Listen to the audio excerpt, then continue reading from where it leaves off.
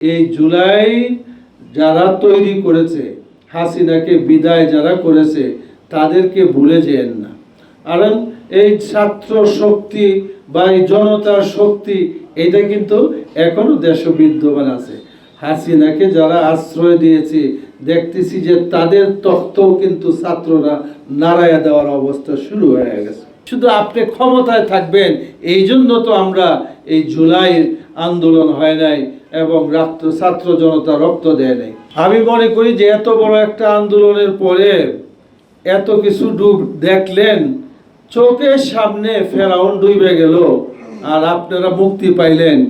এইগুলা দেখার পরেও বনি ইসরায়েলরা যেমন নাকি হযরত মুসা আলাইহিস সালামের কাছে অবান্তর প্রশ্নে জর্জরিত করেছে, ঠিকই একই অবস্থায় আপনাদের সামনে আপনারা কোথায় ছিলেন?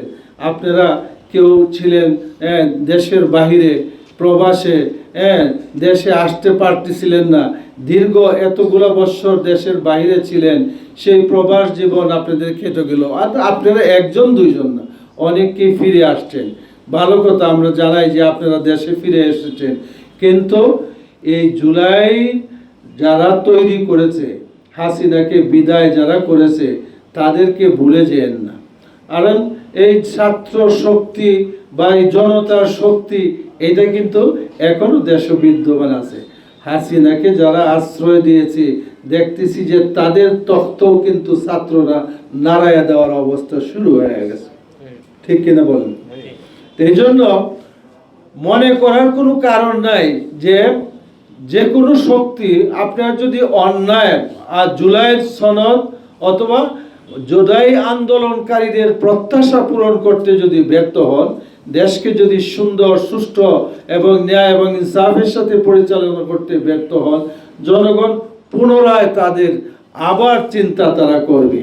আপনারা মনে করবেন যে ওইভাবেই আমরা অনেকদিন চালিয়ে যাব, কিন্তু শেষ রক্ষা কিন্তু হয় না। আজকে আমরা আন্দোলনরত এখনো যারা আমরা মাঠে থাকার কথা না, কিন্তু আমরাও এখনো মাঠে আছি যে জুলাই সনদ এটা বাস্তবায়িত করেন, যাতে ন্যায় এবং ইনসাফের সাথে দেশ পরিচালিত হয়। দেশের যে কাঠামোগত যে পরিবর্তনের যেগুলা সকলের সুচিন্তিত মতামতগুলাকে একত্রিত করে যে এইভাবে চললে দেশ ভালো চলবে, সবাই ভালো। শুধু আপনি ক্ষমতায় থাকবেন, এই জন্য তো আমরা এই জুলাইয়ের আন্দোলন হয় নাই এবং ছাত্র জনতা রক্ত দেয় নাই।